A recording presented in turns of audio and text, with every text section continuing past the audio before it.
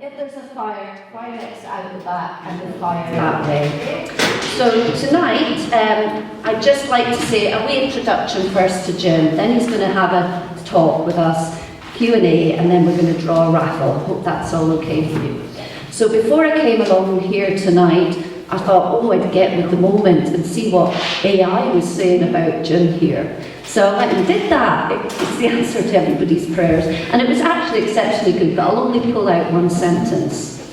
And it said, Jim Sillars is a towering figure in Scottish politics, a man whose intellect, courage, and unyielding commitment and principles have left an indelible mark on the nation's history. And I thought, that was really touching, Jim, so well done. That's what AI is saying about you. I also learned some other things, some of which I knew already, but I didn't know you'd been a firefighter, Jim. We all knew you were formerly in Labour, and then you were deputy of the SNP. And of course, the wonderful Margot and yourself. It was just a wonderful political relationship. Nothing phony about that one. You're proud socialist and internationalist, and very much principled. So in a time of, shall we say, lack of honesty, numpties and cowards, you really do stand up as a man of courage, strategy and principle. So without any further ado, I'll hand you over to Jim. Thank you. Can everybody hear me at the back? Okay.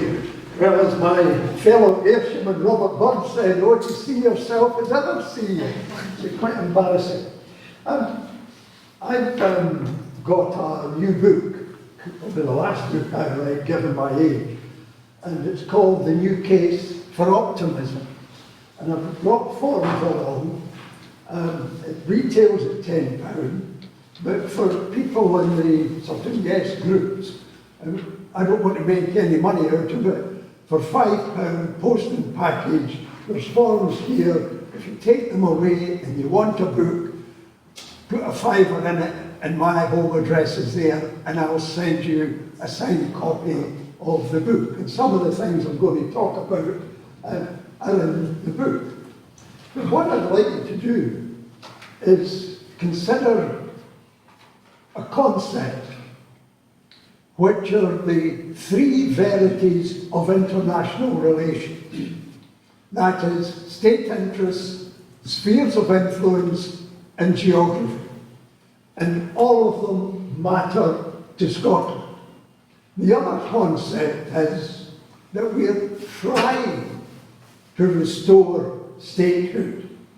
And that's an entirely different concept that I think lots of people in the movement don't fully understand at the present time.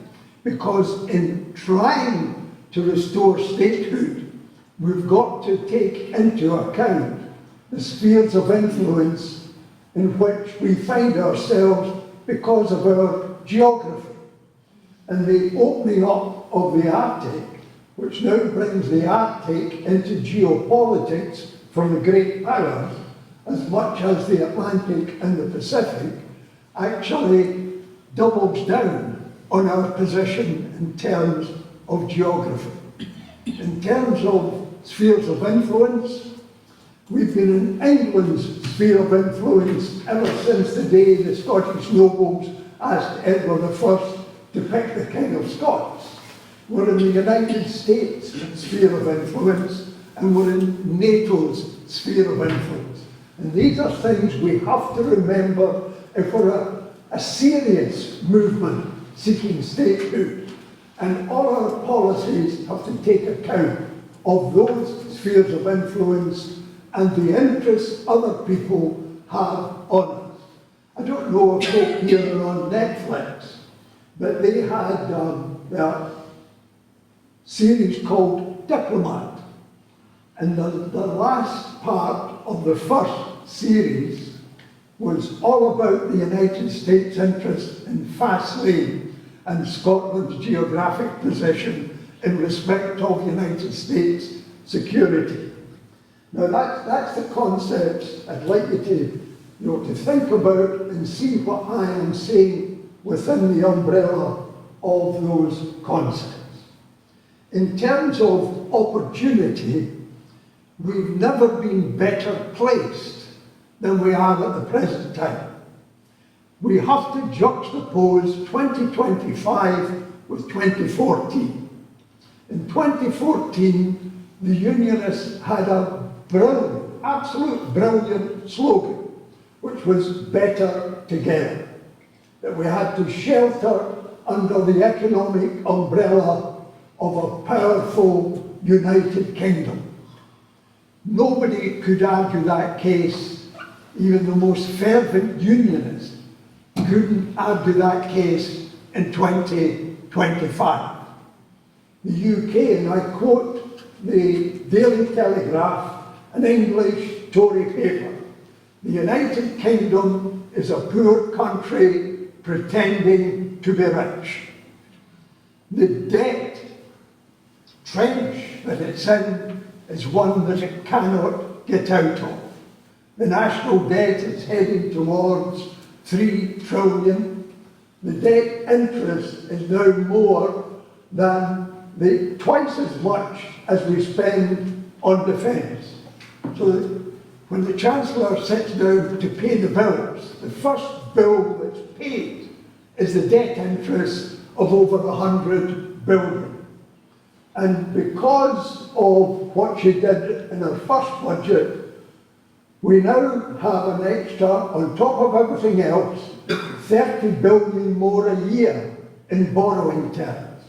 In short, the United Kingdom, which is really the English state, is living on an international credit card. That's why nothing works. Beyond that, we have to look at our neighbours south of the border, not as Ian Blackford kept telling the House of Commons, because they're shafting us. We've got to look at them in an entirely different light, in terms of state interests. Scottish state interests in respect of English state interests. If you go back to 1707, most of us are emotionally involved in Burns's poem about the parcel of robes in a nation. And that's a sort of easy way for us to feel the emotional hurt. But the reality in 1707 was this.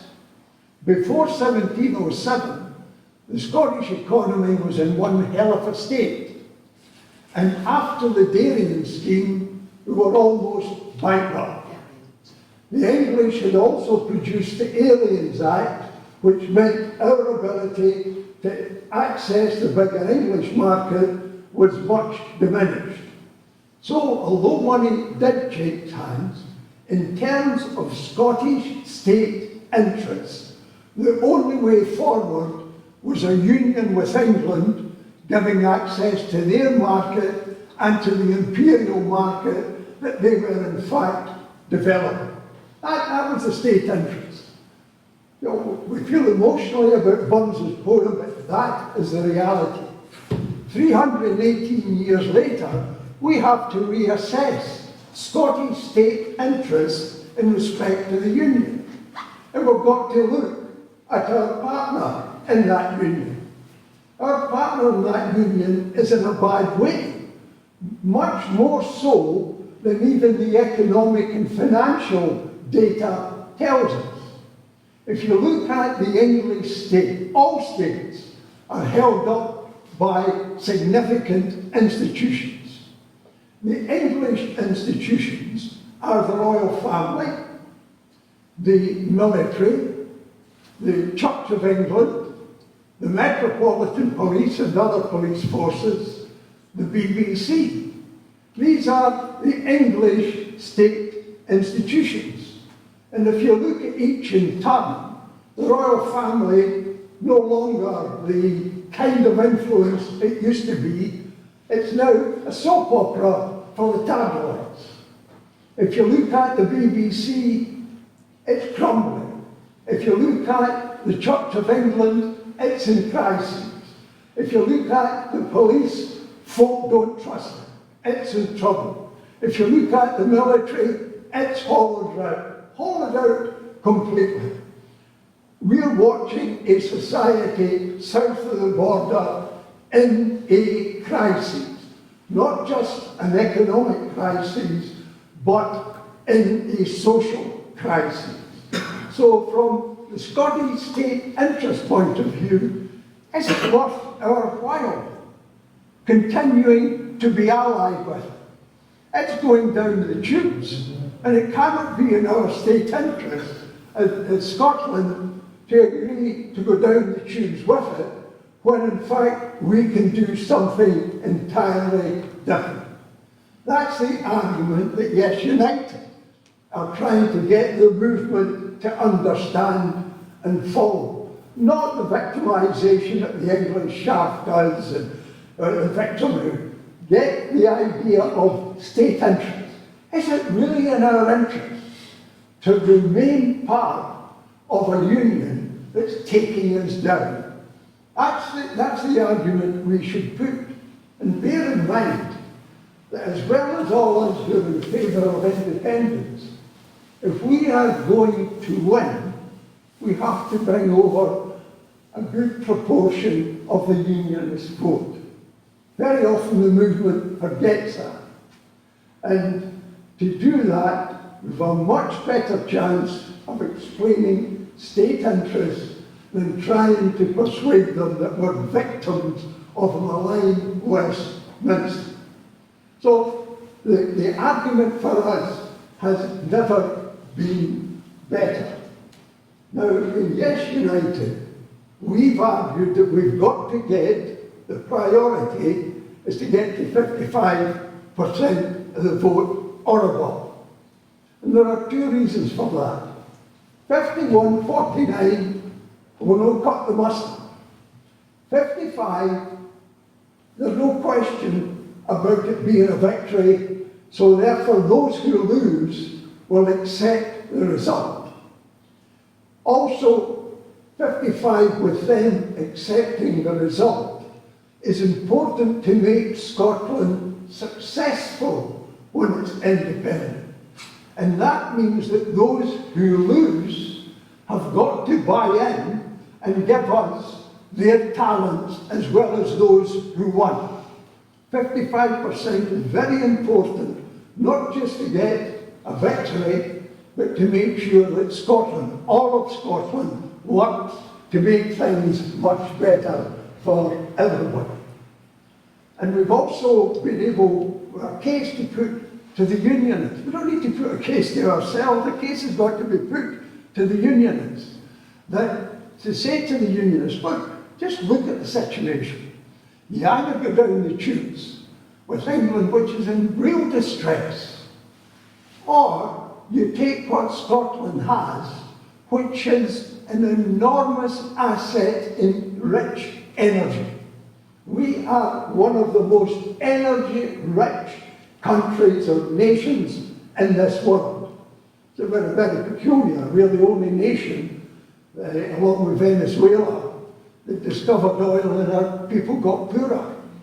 Now you sometimes wonder about as if we're the softest of the family, but we've got to point out, and we can point out to the unionists, the importance, for example, of North Sea oil, as I'm doing in the book, and as I've done at speeches. The difference between oil in the North Sea and West of Shetland for 5 million people and 60 million people is quite stark. To give you an example, suppose we've got £60 to allocate, and you allocate the £60 to 60 people. That's £1 each. But if you allocate the £60 to 5 people, they've got 12 each. And that's the difference what the oil means to us as opposed to the oil means to the United Kingdom economy. Rich in energy. Now, I know there are folk in the movement, my own party, the SNP, who are in one terrible intellectual state about the North Sea and the oil. I am not. I asked my youngest grandson, do me a calculation of how long it takes China, with its CO2 emissions, to equal a whole year of emissions from Scotland. It takes China 10 days and 21 minutes to equal our material. Now, when you hear some of our politicians talk about leading the world, this is absolute bunk. Oil, no Scottish government, no sovereign government could possibly ignore the North Sea. And I'll tell you why. If we become independent, and when we become independent, we're inheriting a UK-style economy. And the whole purpose of independence is to continue that style of an economy. It's to change it to make all our people prosperous. And what you need, therefore, is the reconstruction of the Scottish economy. And what you need for the reconstruction of the Scottish economy is capital. And the North Sea, the black stuff, is capital. We don't own a cupful of it. Not one single cupful. So for a sovereign Scottish government, among the first things it will have to do is take equity in the North Sea. Do what the Arabs did at the beginning of their oil industry. Okay, we can't nationalise it because we haven't got the ability and the knowledge, but we, as a sovereign government, can take equity, and in that way, we get capital to reconstruct the Scottish economy. That's the kind of thinking that we require at the present time, to get everything in our terms of what our priorities are. So, times have changed, and it's imperative that we are independent in a very short space of time. Now, by that, I don't mean that 2026 is going to be the decisive period. John Swinney hopes that by saying, I'm for independence, if you want independence, we'll all vote for the SNP, that'll not work. Because it's the people in an election who actually decide what the issues are that matter to them. And I'll tell you what the issues matter. Education, the NHS, the lack of housing, and the level of poverty in the country. That's what's going to matter to people. And whether or not his government is competent and can in fact deliver. So lots of folk are investing their hopes in 2026 are going to be disappointed. What we've got to do as a movement is be realistic, do the analysis, have a strategy and a real sense of direction. And that's the 28-29 Westminster election. Because that's not the Hollywood-style electoral system. That's first past the post. And we've got 3.5 years to do certain things. First of all, to get the movement united, which it isn't at the present time. There are 27 organisations, all operating within the movement. All of us know how to travel, nobody kens how to arrive. But I know how to arrive, and my colleagues know how to arrive. We've got 3.5 years, during which we produce a manifesto that we can take to the people in 28-29 for the first 5 and 10 years of an independent Scotland. These are the priorities, this is how we pay for it, and this is how we achieve it. And all the while, building up to the 55%. Because if we're at 55% at the next Westminster election, we sweep every seat in Scotland, including Sheffield. Now, folks say, but what if they say no? Well, one of the things we've got to do as a movement is analyse our opponents. We're not the only ones in this procedure. There are opponents. And for England, the next one is vital. Absolutely vital. Now, I've always had a habit of reading the opposition, and I read the English papers. And in 2021, when it looked as if Scotland might be about to get that other referendum, down south the argument was this: we've got to be able to hold Scotland. How do we do it? Well, we offer them quasi-federalism. And the former chief clerk of the House of Commons is called now Lord Lisfane, and the Institute of Government produced a bill lodged in the House of Lords. It wasn't meant to become an act.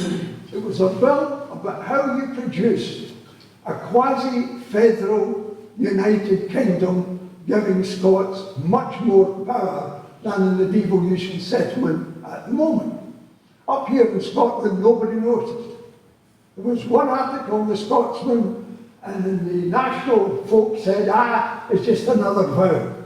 But he was not alone. Commentator and columnist and politician, one after the other down there, said, that's it, we'll offer the Scots quasi-federalism.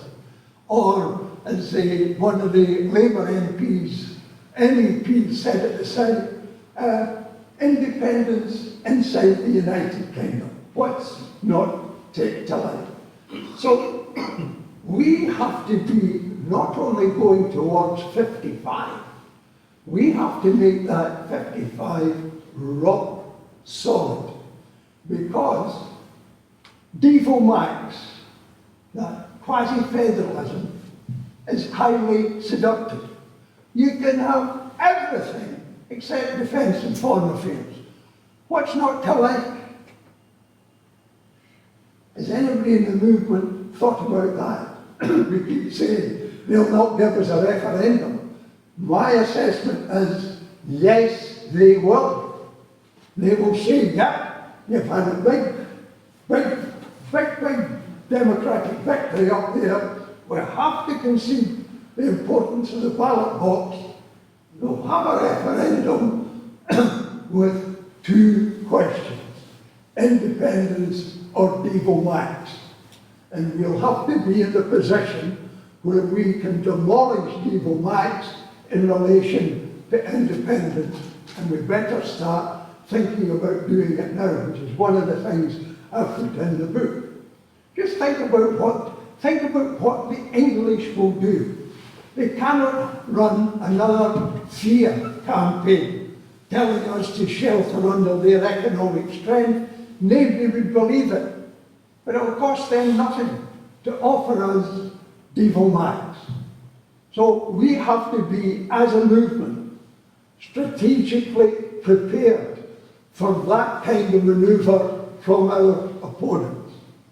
Now, the other thing I want to explain is the imperative for us to become independent. And it's where we locate Scotland in the New World Economic Order. For almost 300 years, the West, that was America and Europe, dominated the world, economically, diplomatically, politically, and militarily. We had our own way for 300 years. That era has gone. We're now in the era of the Asia Pacific, where the major powers are going to be India, China, middle-ranging powers like Vietnam, Indonesia, the Philippines, Thailand. That's the New World Order. And where do we fit 5 million Scots in that New World Order? That's one reason you need sovereignty, so that we actually have control over what we decide and where we place ourselves and how we cope with our position in that New World Order. And it is a New World Order. 50 years ago, China's GDP per capita, that's the wealth of the country divided by the people, was about 178 US dollars. It's now round about 13,000. Singapore was round about $2,500. It's now $84,000. Between, I think, 2011 and 2013, China produced more cement than the United States did in the whole of the 20th century. In terms of electricity generation, China generates in 2024 more than America, the EU and India did altogether. That's an indication of the changes that are taking place in the world. It's a different world entirely from when I was a wee boy and even when I started as an apprentice. This world has changed dramatically. Where do we fit in? How do we find prosperity in that new world order? These are the tasks for us to think now in order to ensure that an independent Scotland actually can prosper in that new world. Plus the revolution that's taking place in the AI world. Now it is a revolution. It's like the Industrial Revolution. This is a new revolution entirely. And it's got repercussions for people. And one of the groups who will be most affected by AI is the traditional middle class groups in society who have been the bank managers, the financial accountants, the ones that run this and the ones that run that, you know, the doctors and all the rest of it. They are the most people threatened by this revolution. Now, I'm not saying an independent Scotland would have all the answers to AI, but we need a sovereign government that does its best with sovereignty to look after the interests of the people and have an economy in which the people not just survive, but actually prosper. So these are the challenges before the movement at the moment. And somebody says, well, you're talking about 3.5 years away. Yes, but what this movement requires is what we used to have in the early part when I joined in 1980. That's patience and stamina, and the ability to look things in the eye, understand that that's the reality, and we must deal with it. We've got 3.5 years to put together a manifesto and build up to 55% of the vote, solid, so that we don't go down the road of people max. That's the challenge in front of this movement at the present time. Now, the movement goes on, and very often all you get is, we want independence, we want independence, we want independence. Just think for a moment, what is it we want it for? I don't want it because the saltire is going to fly instead of the Union Jack. I want independence because the working class I come from require a life and future that's never been mine and my family's experience. That's a future of security along with prosperity. And for the middle class in our society, it's just as important. They're human beings as well as the working class. It's to ensure that they are not devastated by the new revolution that's now sweeping through the whole of the human race at the present time.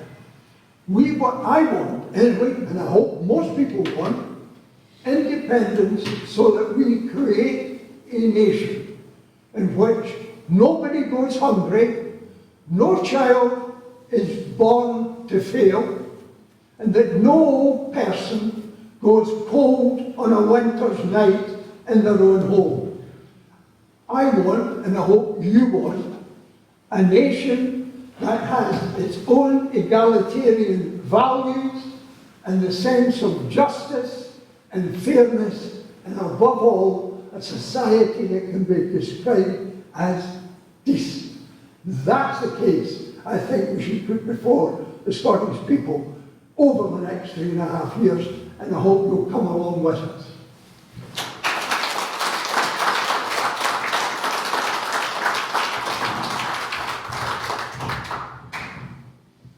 Thank you, Jim. That was great. We'll just open it up to questions. Anybody got questions? I think we've got a mic here.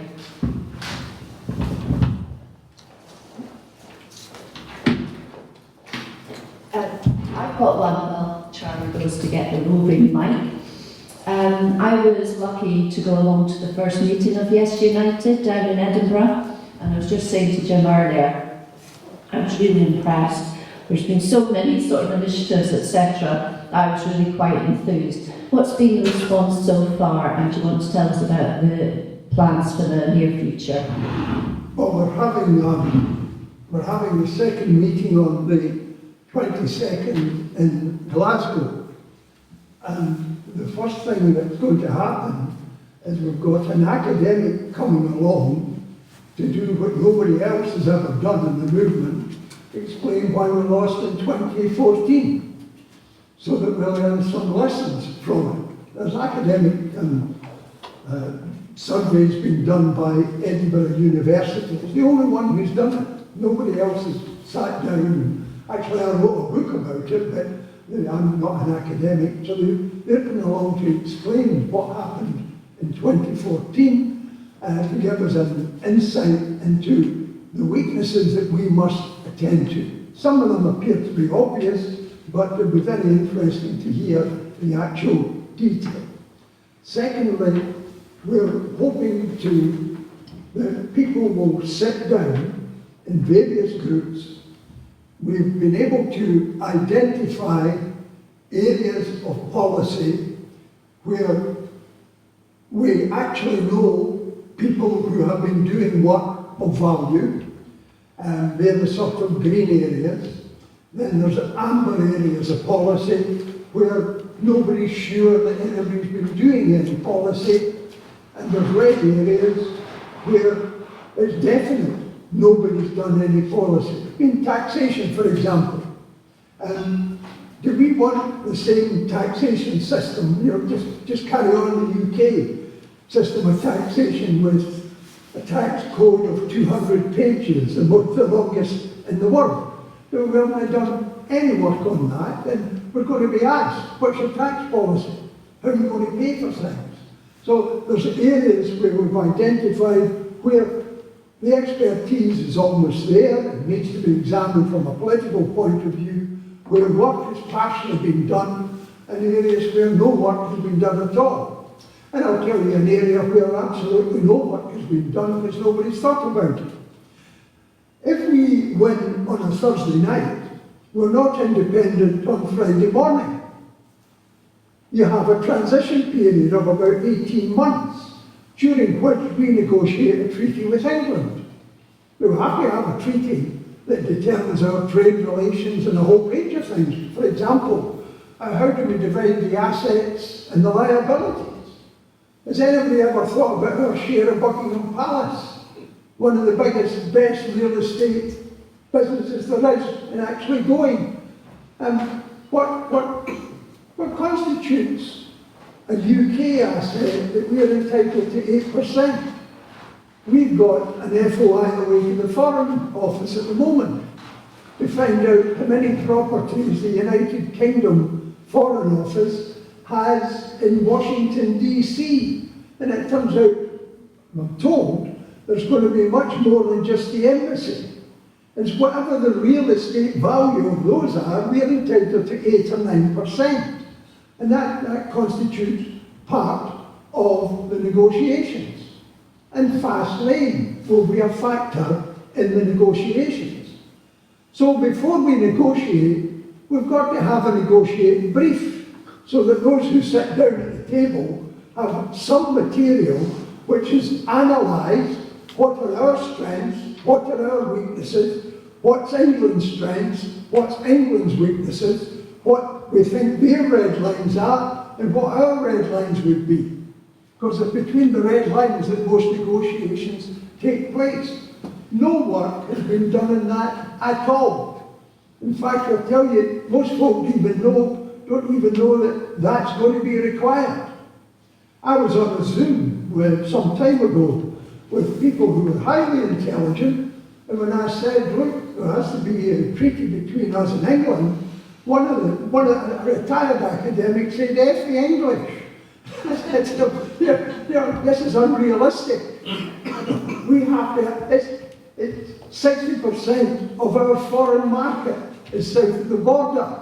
So it matters, our relationship with them. And fast lane matters to them. What does it matter to us? And I give an example in the book. During the time when, I say earlier, it was thought that we were really almost on the brink of doing it, the Institute of Government, either management, I can't remember exactly now, but they got two academics with no strings attached, not at all biased, just academics, to have a look at debt and currency. And the academic on currency pointed out that there's no problem setting up a new currency. You just print because it's fiat money. But the problem, she said, would be that the currency in the government would be new kids in the international bloc. The currency would be produced by a government with no record of stability or competence as an independent sovereign government, and therefore the currency might be subject to attack early on. And because of that, we need very substantial foreign currency reserves. And she pointed out that our proportionate share of UK foreign currency reserves would fall short by a very considerable amount. And I've addressed meetings and I've said to them, okay, I'm at this side of the table, the English person's at that side of the table, and the English person says to me, I hear you have a foreign currency problem, but we can solve that with a 50-year lease of fast lane. And I say, well, what do I see? I am emotionally involved to say no, but I need foreign currency, I need additional foreign currency. That's the kind of thing that those who are going to negotiate require a brief on.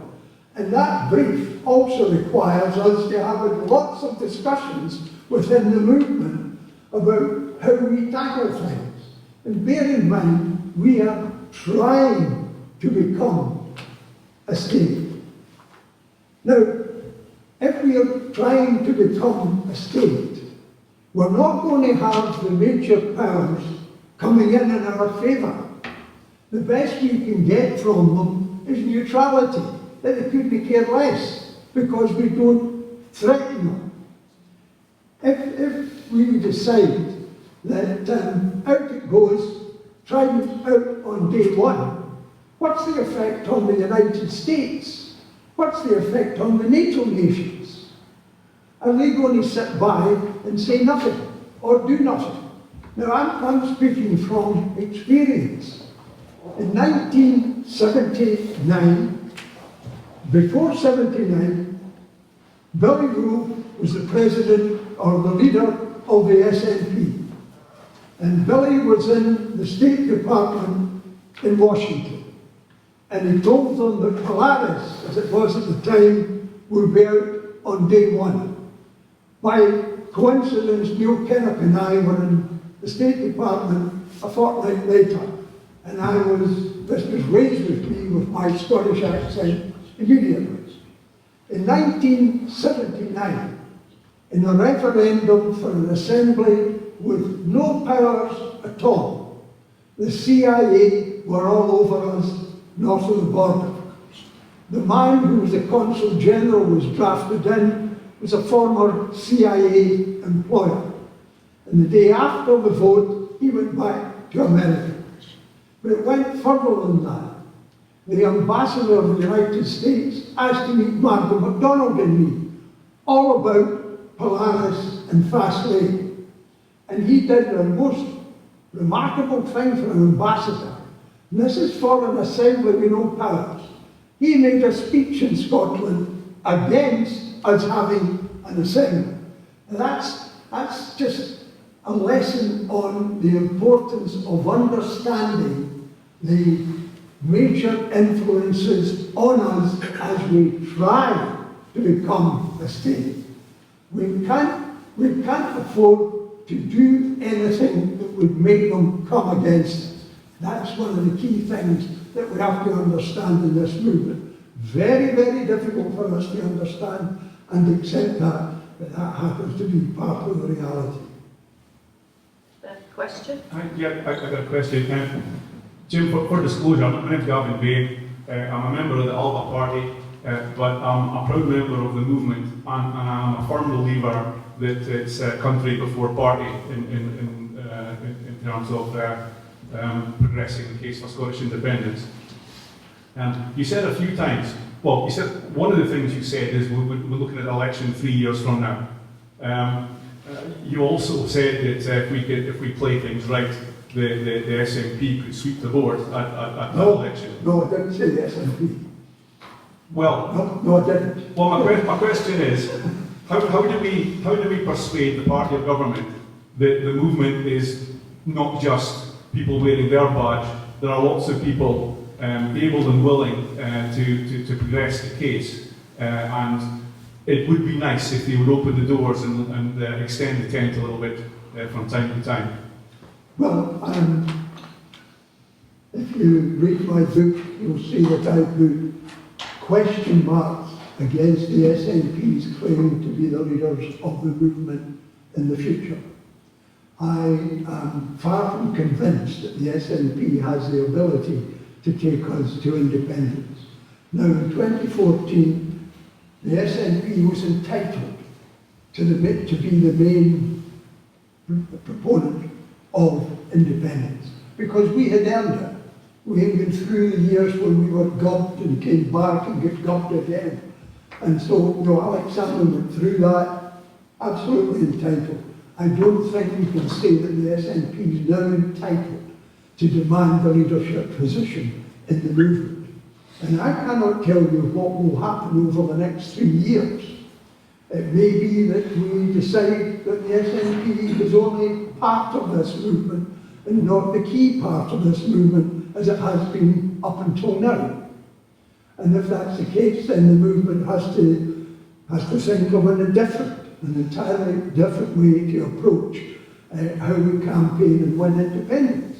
That's a matter for the movement after the 2026 election, in my view. I mean, what I would do after 2026 is call everybody together at the end of May and say, right, we need unity, but do we accept the SNP as the lead instrument? And if we say, no, it's part of the movement, but it's not the lead instrument, then we've got to question how do we set up a new instrument that could take us forward? These are the key questions we have to answer. And we have to be realistic. I'm a member of the SNP, and I went through the bad years and all the rest of it. But country before party. If we believe this God cannot deliver, then no. And I'll tell you one of the reasons why you have question marks. Because to go to the Westminster election, you'll have to have candidates, and you'll have to have an agreed candidate, one candidate in every constituency. The way the SNP operate in deciding who their candidates are is not in our interest, because the first question is, are you loyal to the leader? And if you're not loyal to the leader, you don't get on the candidates list. Now, we can't have that kind of thing when we're moving towards 28-29 if this movement's united. We can't have people saying you can't be the candidate because you're not loyal to me, the leader.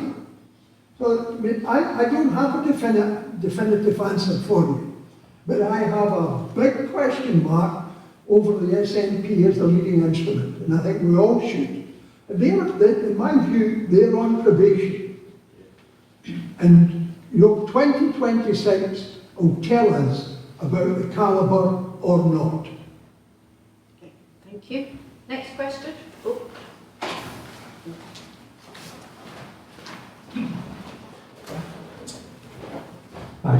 Good evening. Can I first of all say a big thank you to the Aberdeen for putting on this wonderful event. My name is Brian Topping. I'm from the Broch, which is those spaces around.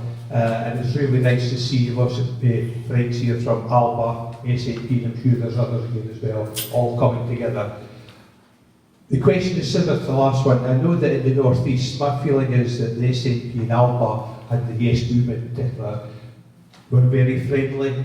We tried to do things, like in Fraser we've had joint stalls and events, we've had SNP and Alba get together. So I'm just really wondering, because it really bugs me, the fact that you mentioned, Jim, you mentioned the fact there's 26 different Yes people in the Yes Movement. I didn't realise there was quite so many, but I take your word on it.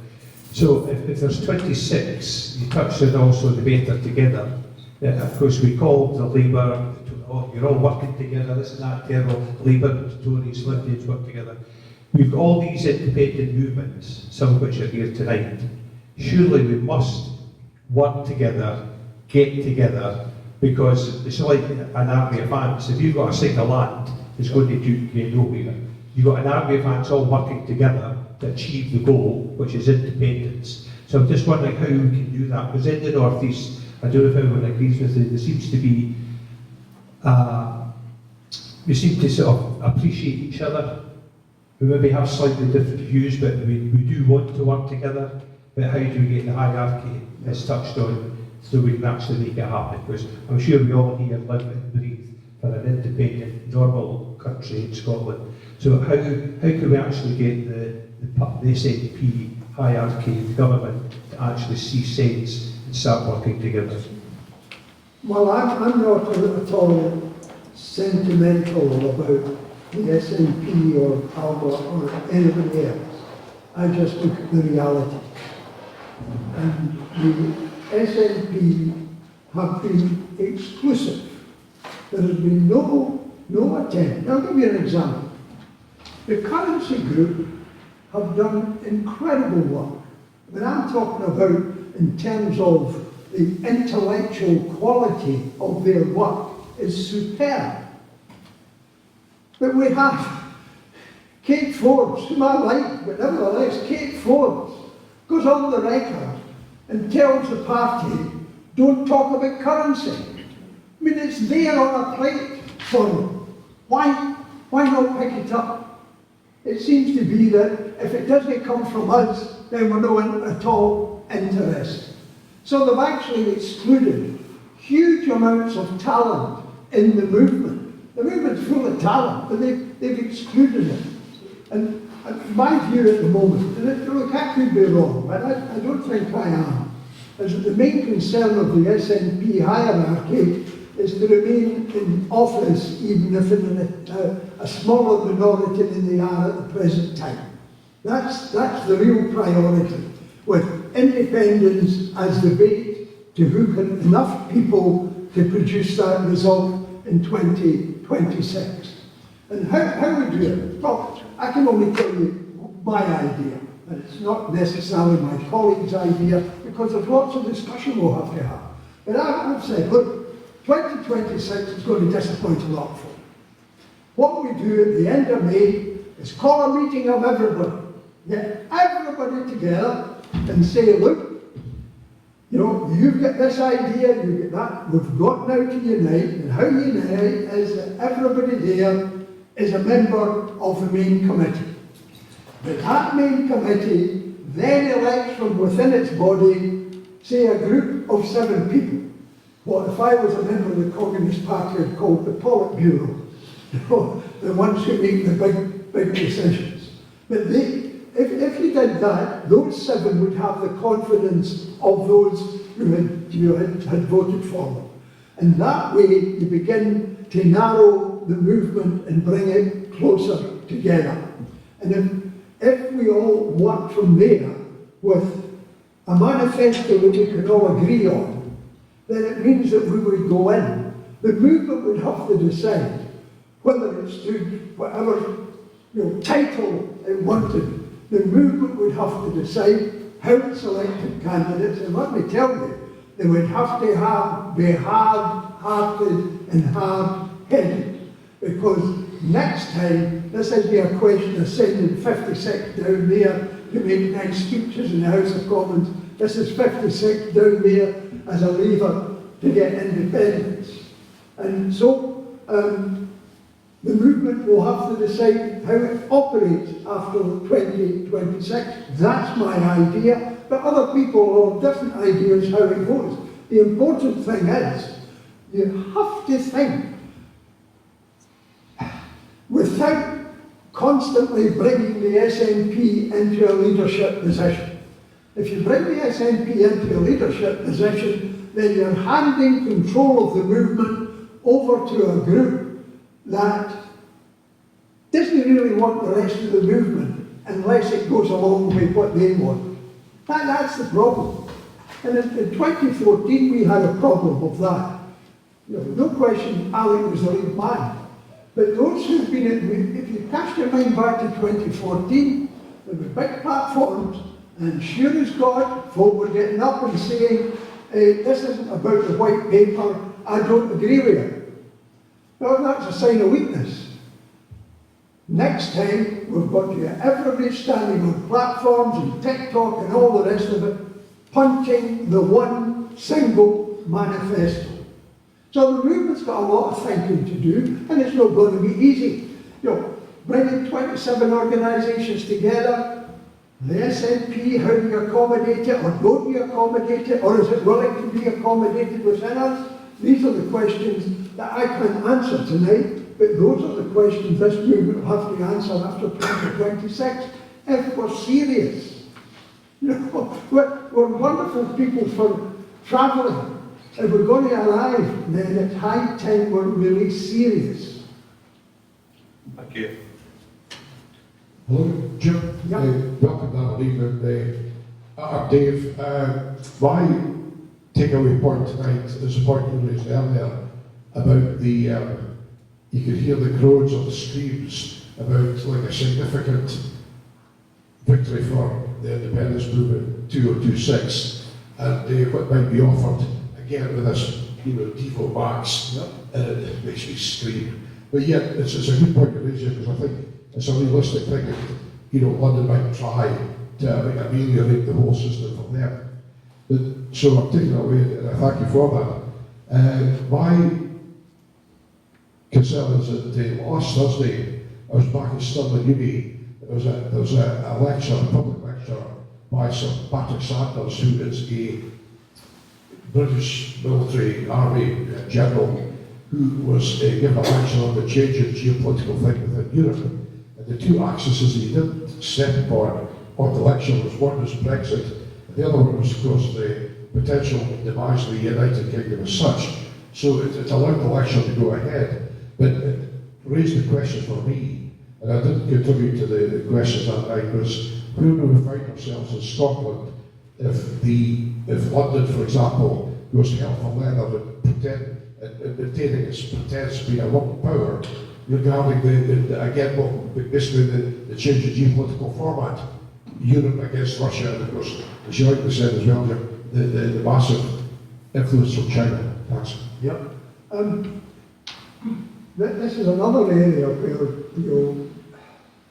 as a movement, we've allowed our emotions to overcome any examination of the realities. Because of our geography, we are important to NATO. I mean, absolutely critical. We are the unsinkable aircraft carrier. I mean, the only thing they're worried about is the Soviet Northern Fleet getting through the Denmark Strait the way Bismarck did into the Atlantic sea lanes and disrupting the material coming from North America to Europe in a NATO situation. And, that makes us absolutely critical from the NATO point of view and also from the American point of view. So there's no chance of us becoming independent if we say we're not being part of NATO. We have to signal to NATO, look, we understand our position, we understand your strategic needs, we are part of the organisation. But remember this, as a sovereign country, we would have a say. Now, I'm not saying for a moment that we'd have the same say as France, but we would have an important say, as Norway does, because of its geography, in relation to the Arctic, which is becoming more and more important to America, Russia, and China. So we have to be able to have a defence policy that places us as a key part, a strategic part of NATO. That doesn't mean to say that we would be spending 5% of GDP on the armed forces, because we don't need to do that to be a strategic part of NATO. Being an unsinkable aircraft carrier means that we don't have to build ones at $15 million or $15 billion. The south of the border, I'm sorry for in many ways, I have a brigadier friend down there, he's a Scot. And I'm sorry for them because they're generals of a military force that the British government claim is what they call Tier 1. There's tiers, that's your lethal force. Nobody believes that the United Kingdom is Tier 1. Somebody in the paper the other day said it couldn't defend Kent. That's a fact. I mean, it's not. In terms of current weaponry, we don't have any. We've given them all to Ukraine. Actually, literally, if anybody came tomorrow morning, we couldn't do anything about it. So one of the problems of the English state and the English establishment is that it doesn't understand that this is the last chapter in the decline of empire. We've been imperial decline. And after 45, the Mandarins, who really were in control, talked about managed decline of the United Kingdom. Nice and easy, folk wouldn't really notice, but as time went on, you went down to a lower level, no longer the superpower along with Russia and America.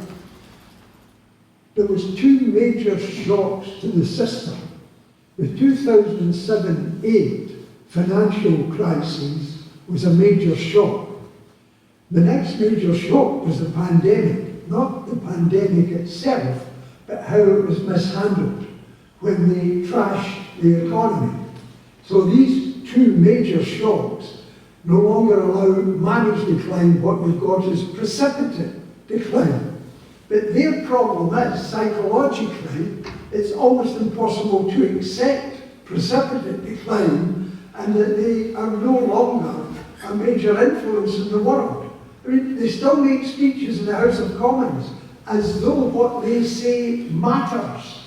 And it doesn't any longer.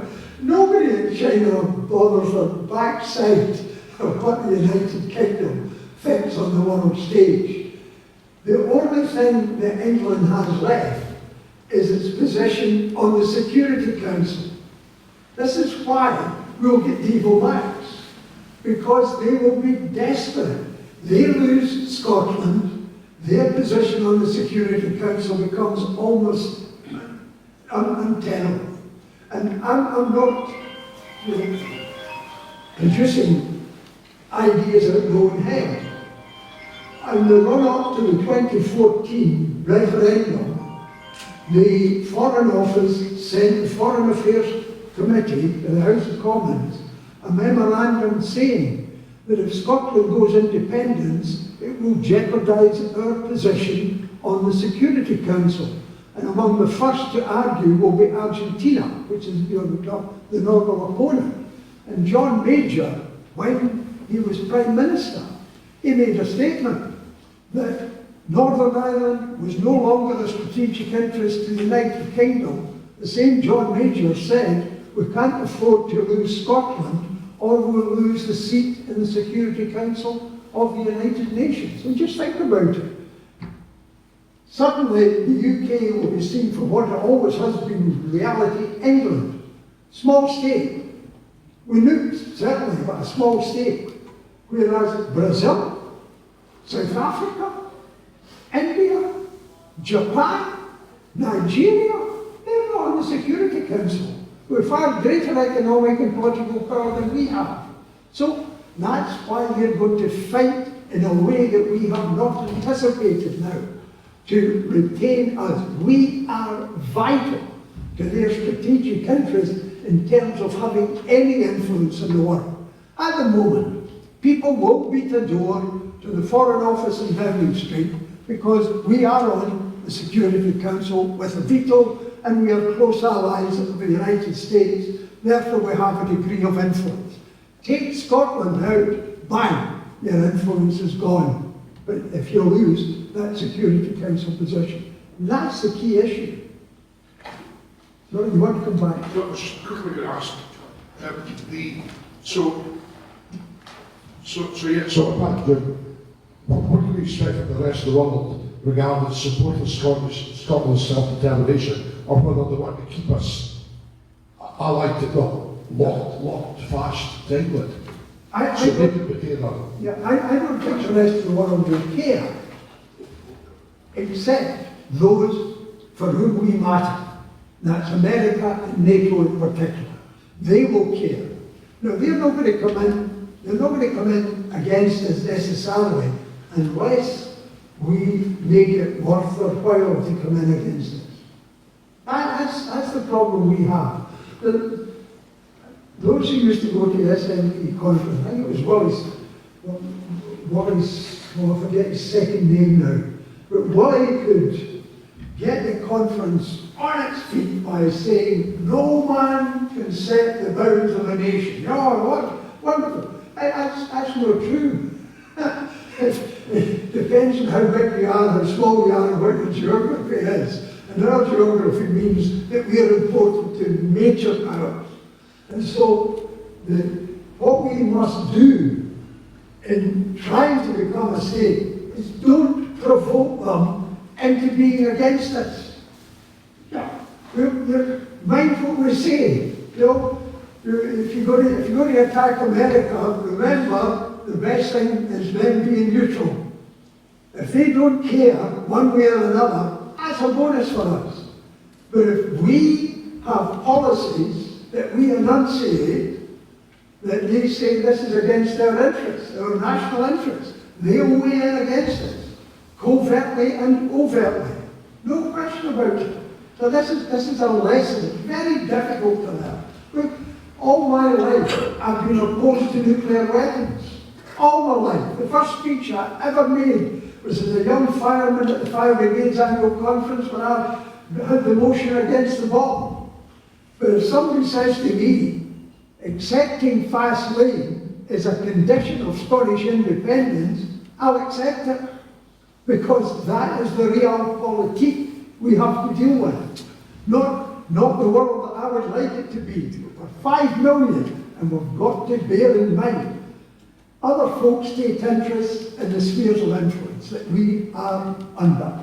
That's hard to accept, because we've been emotional all along, I mean, I remember the speeches by Alec. Alec made great speeches about the abomination of Trident, and I agree with every word of it. But if you want America against it, because America uses fast lane the same as the British submarines. And these are hard things to take on board. But if this movement's serious, if it's serious, you have to understand international relations, because they're going to be critical to us. Ian from Aberdeen. I'd like to talk about communications. I dropped the communications device.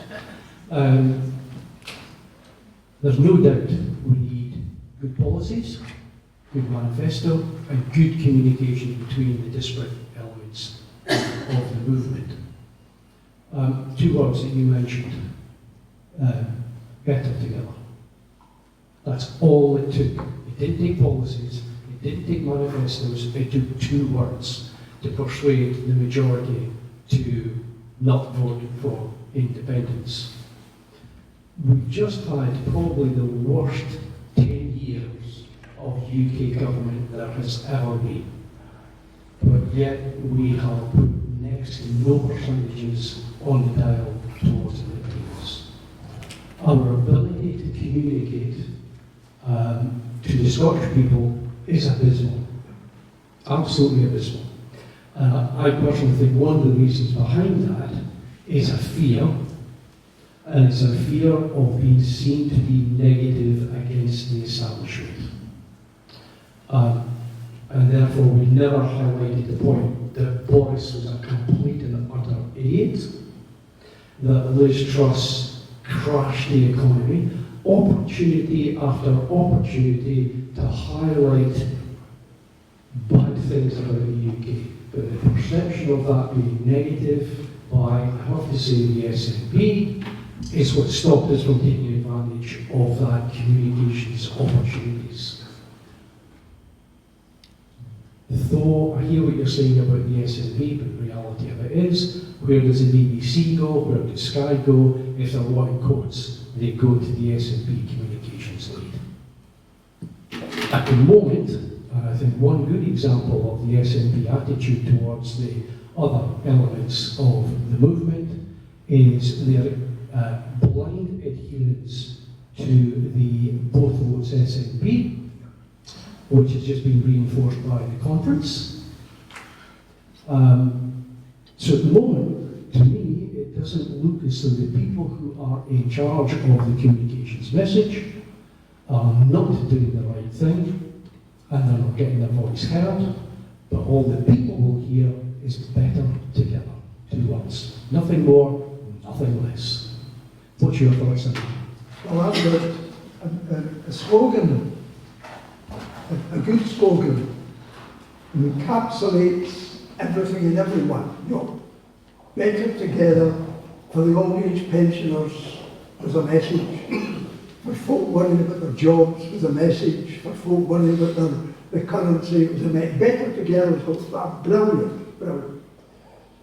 Next time we can go on better apart, because it is a shambles.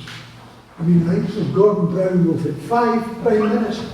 In fact, that's like, you know, the old French of the Fourth Republic, you know, a new prime minister every day, sort of thing. But I agree with you entirely. I don't believe in negativity, and I don't believe in arguing victimhood. That we're a colony and that we're being, you know, malign forces south of the border were shafting us, as Ian Blackford kept saying. I was wringing my hand and saying, God's sake, man, this is not the argument. Because all you do is reinforce the unionists and saying you're anti-English. Whereas what I've tried to do in my book is examine England purely objectively. Not as people who do us down, because I never believe they do it. If they miss us, it's because they don't know about us. You know, it never crosses their mind that it's going to take us into account. This is understandable. This is a lopsided union and always has been. We have 5 million, they're 60 million.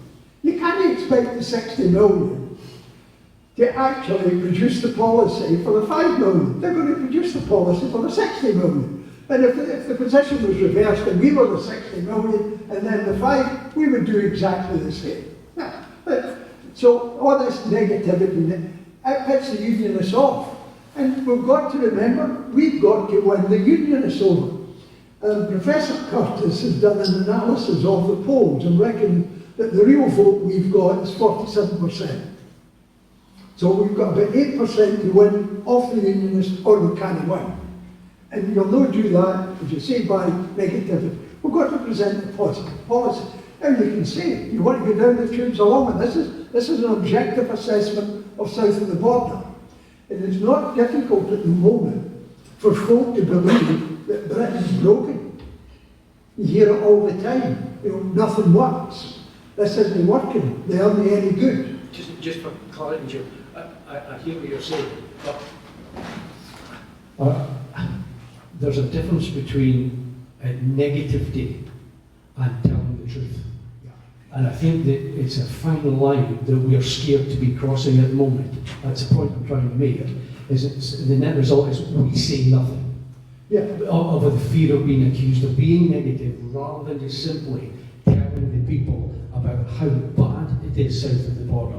When you look at the health service, all we hear in our news is how bad the NHS in Scotland. I've got medical friends down south who will tell me they're desperate to get a job back up in Edinburgh, but the Scottish government doesn't have enough money to pay for them because it is so bad in England. But yet, we never, ever, ever hear in the Scottish press about how bad it is in England because of the fear of being negative. Well, I think a great deal matters how you set the climate. If you constantly argue, we're being shafted, these people are doing us down, then folk aren't going to listen to you when you say, look, we want to have a proper look. Whereas if you approach it on the basis, look, we have a relationship with another country, and this is where I try to place it in the context of state interests. If we can get folk to understand, you've got to think in terms of Scottish state interests. That is a positive way of saying the union doesn't work, because our state interests are not being met by our association with England. And that's a concept that the movement hasn't grasped yet. They're happier in complaining that the English are doing us down. Well, they're much happier than that. And I agree with you, that negativity doesn't work, because it doesn't work with the unionists. It might work with lots of folk in the movement who like to think we're a colony and we've been done down, and that satisfies them. It doesn't satisfy the people we've got to win. And if we can do it in a different way, so look, this is a matter of state interest. This isn't a matter of being anti-English or anything like that. Very sorry about it. We have got relatives south of the border. But if you look at England objectively, it's a hell of a state.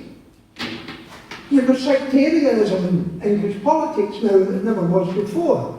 So people know that's happening, but if you put it for them in a context that doesn't say they're a shower doing us down, they're not doing us down, they can't do us any good, which is an entirely different way of putting it. That's why we're better apart, because they can't do us any good. I would argue that we haven't benefited from the union. Of course we did, because Scotland was skint and pinned. And Robert Burns' two grandsons were in the East India Company, just as an example. So the Scots did benefit. The upper class benefited very well from the union, and even the working class got new skills and jobs. So I've never argued that. But after 318 years, you have a reassessment. And the reassessment is they can't do us any good any longer. So, and you quote Lord Palmerston. Lord Palmerston is one of the great English statesmen, and he dealt with the question of so-called friends. He said, we have no friends, we've only got interests. And that applies to every country. Every country has state interests and they come first. Now, the rhetoric might be, you take China and Russia at the present time. The rhetoric is all lovable. That's not the case. China is gaining enormously from its relationship with Russia at the present time. Massive amounts of Chinese investments are going in to the Pacific part of Russia. It's becoming a new market, and Russia is becoming more like a vassal state of China. That's the reality. In terms of state interest, China's doing the right thing in relation to Russia, although we are upset because it's not doing anything in relation to Ukraine. Why would it do anything in relation to Ukraine from a Chinese state interest point of view? So if we can get the concept over, and that will make a breakthrough. That's why in my book I've gone on and on and on about this concept. Just a question for me. Your comments on state interest are very, very thought-provoking, and the geopolitical realities that we have. They move quite fast as well, though, because perhaps with NATO membership might be a hard sell in some quarters of the movement, but perhaps with Finland and Sweden joining NATO, the Arctic route, we were less critical than we were. Maybe us doing us a bit of a favour there. There's a balance sheet to be had here as well. We do have to consider the state interest and the geopolitical realities, but we also have to, on the other side of the tally sheet, think about why people are motivated towards independence. So for a huge portion of the movement, I think ridding our nation of the abomination of nuclear weapons is one of the reasons they want statehood and have the ability remove them from our shores instead of having them imposed upon us. So there's a balance there to be had. Yes, the state interests, but also what's motivating your people and what does the population want to do? Well, I'm afraid that we can't balance. We have to tell people, you have to understand the realities of realpolitik. And our position in trying to become a state means that we don't have the freedom of movement that we have emotionally and have had for years, where we've been able to say things that doesn't really matter. Devolution is an excuse-free zone. But if you're talking about winning statehood, and you don't take into consideration the interests of the United States and NATO in relation to fast lane, you won't get it. And that's a hard thing for folk to accept. But I am at the end of my political life, and I'm not running for office, and I don't play to the gallery. I tell it how I think it is. And I'm afraid if someone from CND sits in front of me just now, I have to say to them, sorry, your policy will prevent us becoming independent. And if you're willing to take that policy, first of all, Faslane will remain, because we won't become independent. And so the price that you want us to pay is non-independence. I'm afraid that's the reality, and we've got to live in the real world. We've lived in a lovely, devolved world for a long time where we can say anything we like and we can believe anything we like.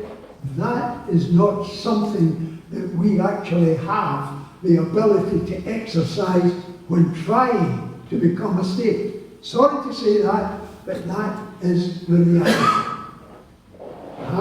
Hard to take, I know, but that's it. As I say, I don't go to the gallery. Just as a comment to start, what a pleasure it is to see somebody talking about the world beyond the rainbow and how we turn from a movement into a state in a hard-nosed world. But you mentioned that you thought that we should be trying to bring this about by the next Westminster election. Is that really feasible? We are at the moment, we're a disparate, which you would have to do two quite very difficult things in parallel, it seems to me, to bring that off. Yep. On the first case, you'd have to bring the movement together, which is splintered. It's difficult because you've got a dominant party which has lost its oomph and a whole lot of splinters.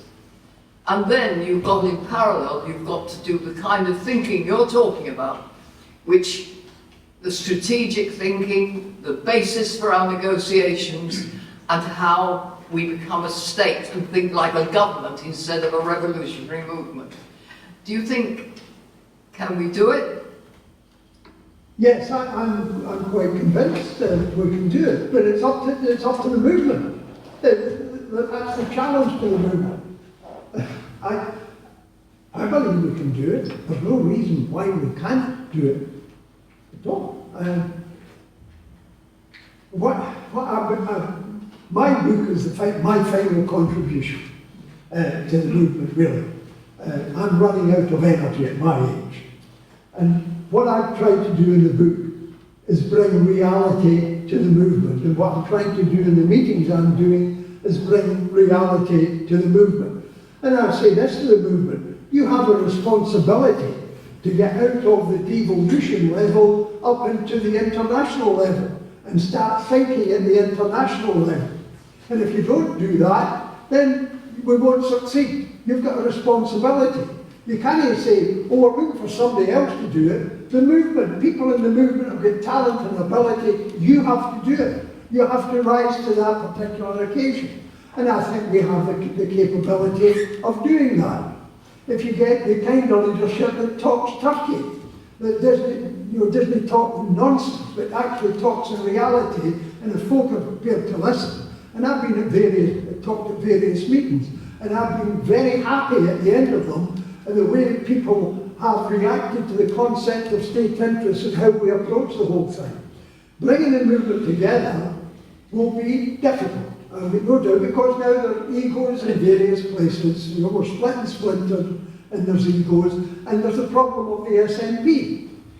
But the people might solve the problem of the SNP. There might be a message in 2026 that allows the rest of us in the movement to say, hey, wait a minute, they're no longer in the lead position. We have to do something different. I think it's perfectly possible, because this movement is in a position at the moment of utter frustration. Folk want something to happen, they don't know what, there's no leadership. They know fine that John Swinney's not going to take them to independence, they know that. But where can we get it?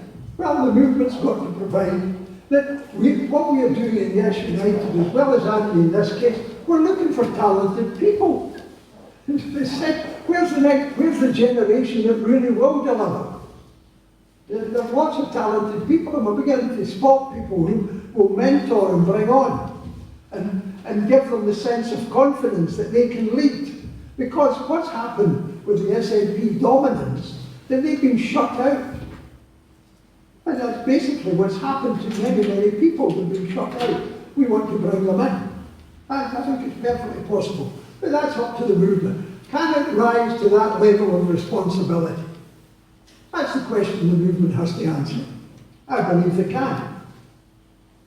Jim, a couple of things you've said there that's really chimed with me. You've mentioned the people we have to win and realpolitik. Just speaking as somebody who's been involved in the women's movement these last few years, fighting gender ideology, seeing the Scottish Government are going back to court again against For Women Scotland to put men into women's jails, and having got to know a lot of women that support the unionist cause that just cannot understand in the whole of the Enlightenment that this happens, and knowing some people who give up on independence because of this, do you think such ideologies, which have largely come from America, the Democrat Party, the academia, that's come over here and infested the West? Now, love him or loathe him, Trump's got rid of that. Do you think sort of issues like that can affect it? Because the realpolitik's changed on that. And when do you think the SNP will dump this nonsense altogether? Or will they? No, maybe it's because of my age, but I just can't believe it. I tell you the truth. For anybody to talk about pregnant persons, the biological fact is a man can't be pregnant. David Lammy believes somehow or other that he can get an operation that gives him a cervix, but that's David Lammy, the man who thought that the person who succeeded Henry VIII was Henry VII. That was a mastermind, wasn't it? The person who won the Nobel Prize for Physics was Marie Antoinette. He was the foreign secretary. And the SNP has got itself in one incredible cycle over this. And what has been happening? One of the reasons that Reform is doing so well is Reform, Farage is saying publicly what most people have thought privately but were afraid to say. That's why Farage is doing so well. He just said, don't be stupid, a man's a man, a woman's a woman, don't give it, I'm not listening to your nonsense. But the SNP is one hell of a Franco. And if they go into 2026, still taking the position that they do at the present time, and I was talking to somebody who says all women, particularly women over 40, will say, not me, not me under any circumstances. I suspect that what has been happening in the old world is slowly but surely being reversed at the present time. It's happening faster in America, but it's also happening here as well. Still there in some of our universities, I understand that, but among ordinary people, they're now much freer in being able to feel safe in saying what they actually think on this particular issue. But if the SNP goes in 2026, hold the position they've got at the present time, they're in for one hell of a hammer. Well, the lesson maybe for the SNP is then to get real, as I don't know if they're able to tell you the truth. so captured. Yes, they're absolutely so captured and terrified. I think they are terrified of the woke brigade, and that's a lack of moral courage. Well, can I just say, this was inspiring, Yes United, when I went down to it. It gave me real hope and purpose, and I hope we can all make Glasgow. I think you're also coming up to Inverness as well, yeah? Well, just a couple of things before we thank Jim. We've got the raffle to draw. On your seats as well, you've also got a freebie of a book about Scottish independence, which is a little gift from Aberdeen. And because you've all shown your indie credentials, there's an offer of a half-price race night ticket. Full disclosure, it is for the Alba party. It's this Friday, but if you're interested at all, it's Gavin over there has got tickets. Have we got any final questions for Jim? Or, oh, sorry, Charlie.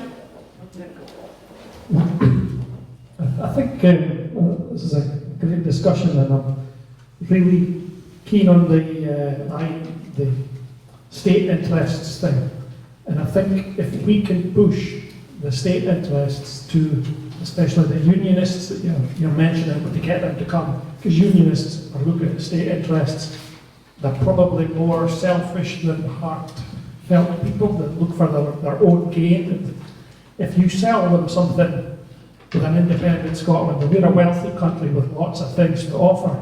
We've got energy, we've got oil, we've got whiskey, we have a history of intelligent people and talented people.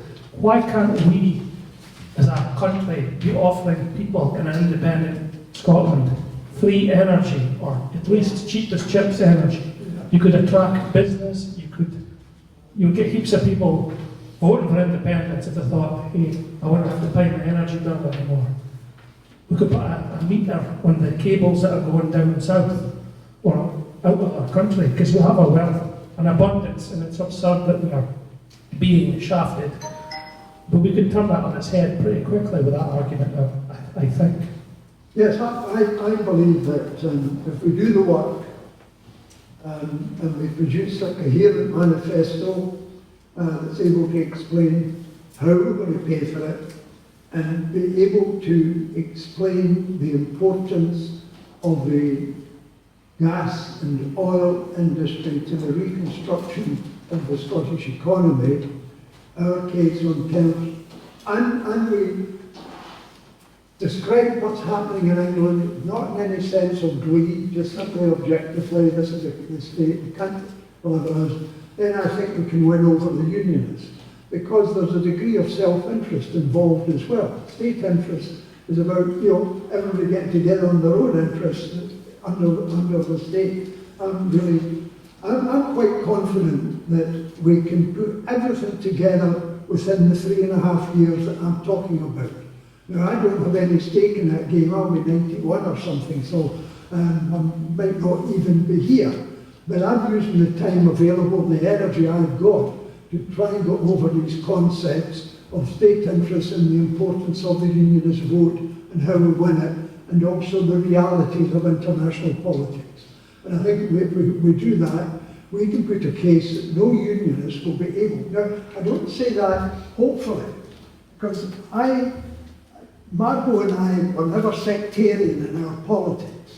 I've always been happy to talk to everybody. And I've got a very, very good friend who's an ex-MSP who runs a right-wing think tank. But I'm very friendly with him, and when he comes to Edinburgh, we always go and meet for a coffee. And the last meeting, I put to him the case that England's sunk, it's in terminal decline, and in terms of state interest, we're better apart. And he couldn't find any answers to it. I mean, he had to admit the case is good. Now that's a dyed-in-the-wool unionist who, even if the case is good, will still vote for the union. But he admitted the case is good. That not everybody is a dyed-in-the-wool unionist. People look and say, what's going to happen to my children? What's going to happen to my grandchildren? And if we can explain the interest is that we go better apart, then that takes them along the road. The last thing I'll say is, I've brought forms along. If you want to have a copy of my book, if you take a form, fill it in, and send me a £5, I'll send a copy of the book to you once it becomes available at the end of this month. The forms are there. That's the last part. Thank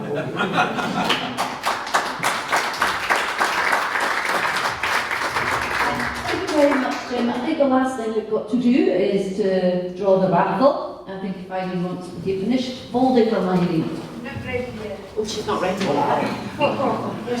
you want to help? Anybody want to assist Lady? Has anybody got a raffle ticket? Stop time. We've never got a raffle ticket. We've got a card machine. I'd like to say as well, our friend from the Shire sitting there going on about